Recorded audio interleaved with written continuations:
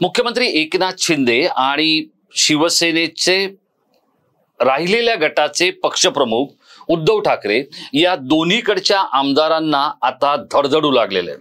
कारण 10 तारखेला दुपारी 4 वाजता विधानसभेचे अध्यक्ष काय निर्णय देणार आणि आपल्या ललाटी काय लिहिलं जाणार याची एका बाजूला आमदारांमध्ये धाकधूक आहे आणि दुसऱ्या बाजूला आज सकाळी 7:30 वाजता म्हणजे हा व्हिडिओ मी शूट करत असताना सकाळी 7:30 वाजता शिवसेनेचे नेते आणि जोगेश्वरी परिसरातले आमदार रवींद्र वायकर यांच्या घरी ईडीची धाड पडलेली आहे। रवींद्र वायकर हे जोगेश्वरी विक्रोळी लिंक रोडवरच्या एका आलिशान इमारतीत राहतात आणि तिथे त्यांच्यावर धाड पडलेली आहे। या ईडीच्या धाडीमध्ये जे काही अधिकाऱ्यांचं धाडसत्र सुरू आहे त्यातून आपल्यावर काही गदा येणार नाही ना किंवा आपल्याला काही त्रास होणार नाही ना अशा स्वरूपाची धाकधूक मातोश्रीच्या पण हृदयामध्ये होऊ लागलेली आहे। याचं कारण मी आपल्याला समजावून सांगणार आहे।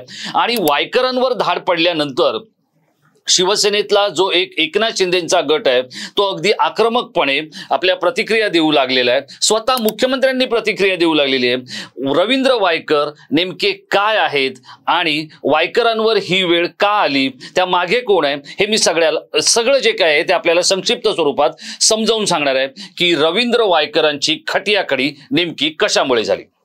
नमस्कार मित्रांनो, मी राजेश कोचरेकर आणि आपण पाहताय आपलं आवडतं न्यूज पोर्टल टाइम महाराष्ट्र। मित्रांनो, अवघे काही तास शिल्लक राहिले। ठाकरे गटाचं काय होणार, शिंदे गटाचं काय होणार, त्या 16 आमदारांचं काय होणार, एकनाथ शिंदेंचं काय होणार, शिंदे राहणार की जाणार, अशा वेगवेगळ्या चर्चांनी आणि या गप्पांनी मुंबईतले आणि राज्यातले चहाचे ठेले, न्हाव्याची दुकानं, बस स्टॉप, रेल्वे स्टेशन, काही विशिष्ट रेल्वे गाड्या आणि त्यातून प्रवास करणारे प्रवासी यांच्यामध्ये चर्चेला ऊत आलेला आहे। ही चर्चा गरमागरम होत असताना सकाळी 7:30 वाजता जोगेश्वरी विक्रोळी लिंक रोड इथल्या आलिशान अशा रवींद्र वायकरांच्या निवासस्थानी ईडीच्या अधिकाऱ्यांची धाड पडली। आता रवींद्र वायकरांच्या निवासस्थानावर ईडीची धाड पडली ही एक घटना झाली।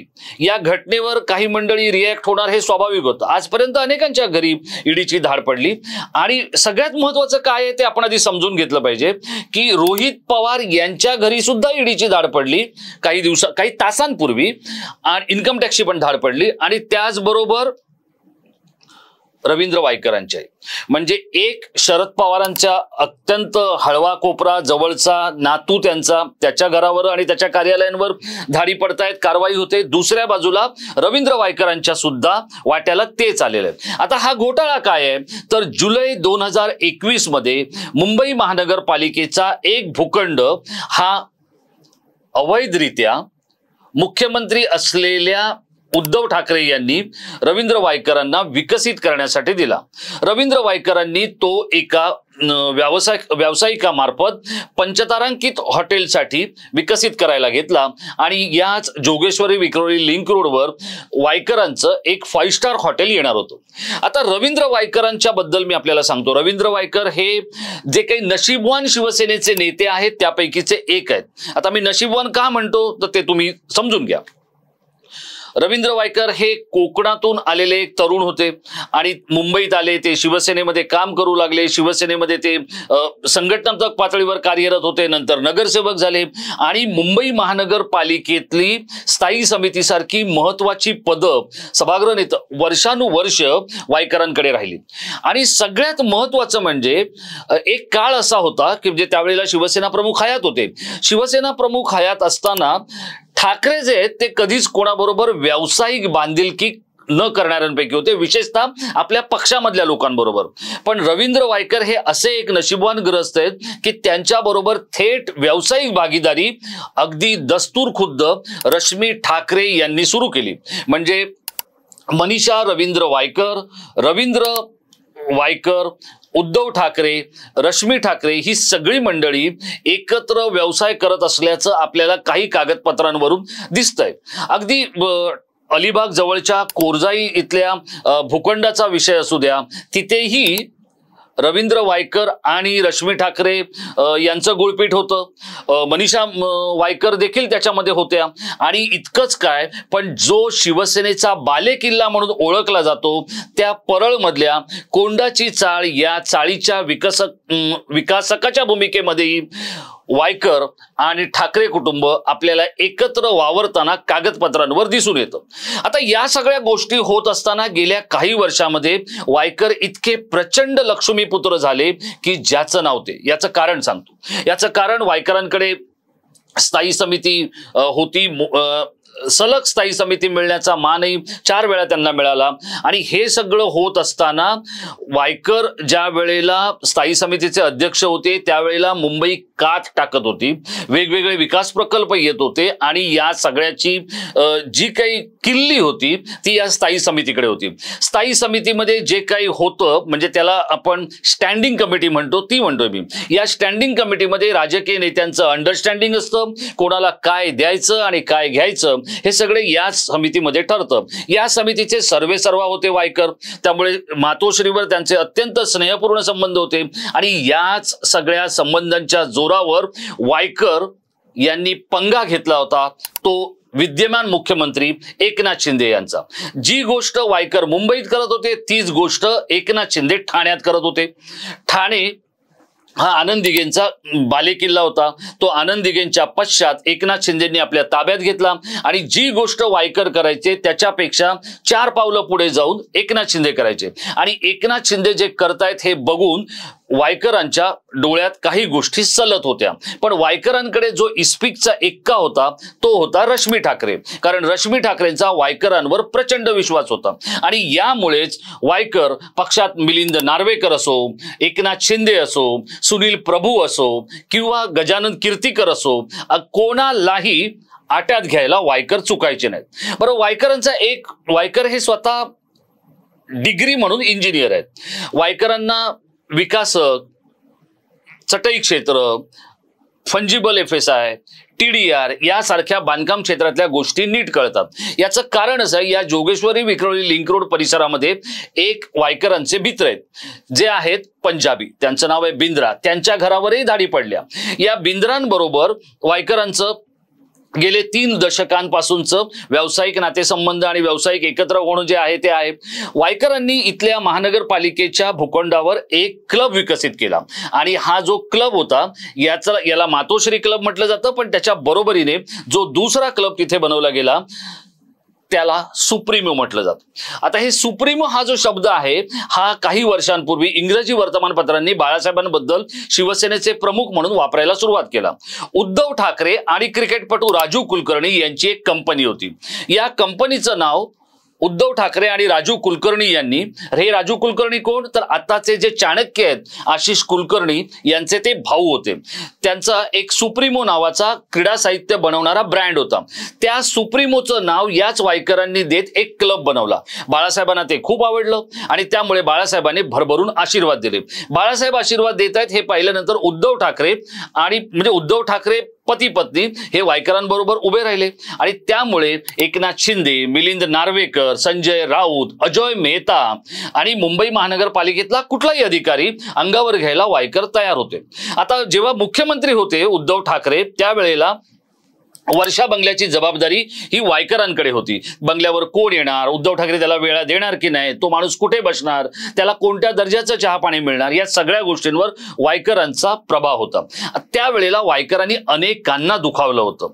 पण ज्या वेळेला कोरजाई प्रकरण आलं आणि ते आपल्याला चारी बाजूनं घेरतंय असं लक्षात आल्यानंतर मातोश्रीने अलगत वायकरांना बाजूला केलं. आता गंमत कशी आहे बघा, आता सध्या निवडणुकांचे पडघम वाजू लागलेले आहेत आणि अनेकांना या कुंपणावरून त्या कुंपणावर जायचंय. मी स्वतः याचा साक्षीदार आहे. शिवसेनेतले उद्धव ठाकरेंकडे असलेले काही नेते सांगतायत किंवा काही नेते खाजगीत बोलतायत की कसंही करा पण आमच्यावर ईडी लावा, कारण ईडी ही राजकीय यशाची शिडी झालेली आहे. अगदी यशवंत जाधवांचं उदाहरण आपल्या समोर आहे. यशवंत जाधव थेट तुरुंगात जाणार होते पण ते भाजपमध्ये गेले आणि आज अगदी सुखन्वय आयुष्य जगतायत. अर्थात त्यांना शारीरिक व्याधी खूप आहेत, हा भाग जरी असला तरी ते आता मात्र राजकीय दृष्ट्या सुरक्षित आहेत. हीच गोष्ट भावना गवळींच्या बाबतीतही आहे. भावना गवळींना पुन्हा तिकीट मिळणार की नाही हे जरी खरंच काही आता सांगता येत नसलं तरी त्या तशा सुरक्षित आहेत. त्यांच्या PA वर धाडी पडतायत, CA वर धाडी पडतायत. हे जरी खरं असलं तरी त्या स्वतः अडचणीत नाही आहेत. वायकर आहेत किंवा आणखी काही मंडळी आहेत, या सगळ्यांना असं वाटत होतं आपल्यावर ईडीची कारवाई व्हायला हवी. कारण ईडीची कारवाई झाली की उद्धव ठाकरे एक सहानुभूती त्या नेत्याला प्रदान करत असतात. आपल्याला आठवतंय तुरुंगात गेलेल्या संजय राऊतांच्या घरी स्वतः उद्धव ठाकरे पती पत्नी पोचले होते, सोबत मिलिंद नार्वेकर होते. त्यामुळे जे प्रेम संजय राऊतांना त्या कारवाईच्या आधी होत होतं ते अधिक प्रेम हे त्यानंतर मिळायला लागलं. असे काही आमदार आहेत की ज्यांना असं वाटतं की जर आपल्यावर ईडीची कारवाई झाली तरच या अडचणीच्या दिवसात उद्धव ठाकरे आपल्याला जवळ करतील. आता रवींद्र वायकरांनी एका वेळेला अनेक शत्रू जे गोळा केले किंवा जमा केले त्याचनुसार रवींद्र वायकरांचा पंगा झाला तो किरीट सोमय्यांची. आणि किरीट सोमय्यांनी आर्थिक गुन्हे अन्वेषण विभागामध्ये याबद्दलची तक्रार केली. हा 500 कोटीचा घोटाळा आहे असं किरीट सोमय्यांनी आरोप केला. आता किरीट सोमय्यांचाच आरोप तो म्हणजे तो आपल्याला काही सांगायची गरज नाही. आणि त्यामुळे ही सगळी कारवाई सुरू झाली. आर्थिक गुन्हे शाखेने त्यांना चौकशीसाठी बोलवलं. वायकर गेले. पण आज जी काही त्यांच्यावर धाड पडलेली आहे त्यात काही कागदपत्र मिळतात का, हे बिंद्रा कुटुंबीय जे हे अडचणीत येतं का, अशा पद्धतीची तटबंदी ही वायकरांसाठी करण्यात आलेली आहे. पण हे सगळं झालं तरी आपण शिवसेना सोडणार नाही या विषयावर वायकर ठाम आहेत. सध्या वायकरांचं फार काही चांगलं शिवसेनेत चाललेलं नाहीये. कारण वायकरांनी अजय मेहतांशी जो पंगा घेतला, कारण या अजय मेहतांची एक केबिन मुख्यमंत्री उद्धव ठाकरेंच्या दालनाबाहेर होती. तीच केबिन आपल्याला मिळावी असा अजय मेहतांकडे आणि उद्धव ठाकरेंकडे वायकरांचा आग्रह होता. तो आग्रह काही पूर्ण झाला नाही. वायकरांना शेवटपर्यंत आपलं पद जाईपर्यंत ठाकरेंनी काही मंत्रीपद दिलं नाही. सगळ्यांना असं वाटत होतं वायकर मंत्री होतील, पण तसं काही झालं नाही. त्यांच्यासाठी एक वेगळं डेकोरेटिव्ह पद काहीतरी समन्वयक वगैरे म्हणून बनवण्यात आलं, पण त्याचा काही उपयोग नव्हता, त्याला काही अधिष्ठान नव्हतं. आणि आत्ता वायकर ईडीच्या जात्यात सापडलेत. पण या ईडीच्या जात्यात सापडलेले वायकर राजकीय दृष्ट्या सुपात जाणार का? बघा, वायकर हे लोकांमधून निवडून येतात. कोकणी मतदारांवर आणि उत्तर भारतीय मतदारांवर त्यांचा प्रभाव आहे. ते जोगेश्वरीमध्ये चांगलं काम करतात, हे देखील आपल्याला दुर्लक्षून चालणार नाही. पण वायकर हे ज्या वेळेला त्यांचा पीक पिरियड असतो किंवा होता त्यावेळेला ते प्रचंड मस्तीत होते. मग ते विधानसभेतली चर्चा असो किंवा बाहेर असो, वायकर कोणाचं ऐकत नव्हते, कोणाला गिनत नव्हते. कारण रश्मी ठाकरे आणि त्याच रश्मी ठाकरेंबरोबर असलेल्या व्यावसायिक संबंधांमुळे आता वायकर अडचणीत आलेत. पण आता या सगळ्यामध्ये संजय शिरसाट यांची जी प्रतिक्रिया आहे ती काय आहे ती आपण समजून घेतली पाहिजे. संजय शिरसाट असं म्हणालेले आहेत की वायकर हे एक छोटा मोहरा आहेत, मोठा मोहरा कोण आहे ते शोधलं पाहिजे. आता ज्यांच्या अनेक कागदपत्रांवर उद्धव ठाकरे आणि रश्मी ठाकरे दिसत आहेत, संजय शिरसाटांना या पतीपत्नींकडे निर्देश करायचा आहे का? आणि वायकर अडचणीत आलेले आहेत हे तर आता स्पष्ट आहे. पण या अडचणीतून त्यांना यशाचा राजमार्ग मिळणार का? मिलिंद नार्वेकर, संजय राऊत, एकनाथ शिंदे, अजय मेहता असे एकापेक्षा एक धुरंधर जे काही आपले हितशत्रू आहेत त्यांना अंगावर घेणारे वायकर आता खऱ्याखुऱ्या अर्थानं जात्यात आलेत का हे आपल्याला येणाऱ्या काही काळात कळणार आहे. वायकरांचं काय होणार आणि वायकरांचं काय व्हावं असं आपल्याला वाटतं? जेव्हा वायकर फॉर्म मध्ये होते आणि ठाकरे मुख्यमंत्री होते त्यावेळेला वायकरांनी अनेकांना दुखावलं, त्यामध्ये भाजप सहित अनेक नेते मंडळी होती. या सगळ्यांचं उट्ट काढण्याची वेळ आता वायकरांच्या समोर आलेली आहे का किंवा वायकरांवर आलेली आहे का? आपल्याला काय वाटतं आपण आमच्या इनबॉक्स मध्ये व्यक्त व्हा. आणि रश्मी ठाकरे यांना अडचणीत आणण्यासाठी वायकरांवर ईडीची धाड पडली आहे का याबद्दल आपलं काय मत आहे ते आपण आमच्या इनबॉक्स मध्ये व्यक्त व्हा.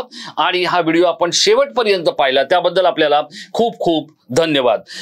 आपल्याला असेच काही महत्त्वाचे, बोल्ड, बिनधास्त आणि अचूक व्हिडिओ पाहायचे असेल तर टाइम महाराष्ट्राला सबस्क्राईब करा. आपण दिवसागणिक आमच्यावर खूप प्रेम करताय, पण हे प्रेम असंच वाढवत न्या.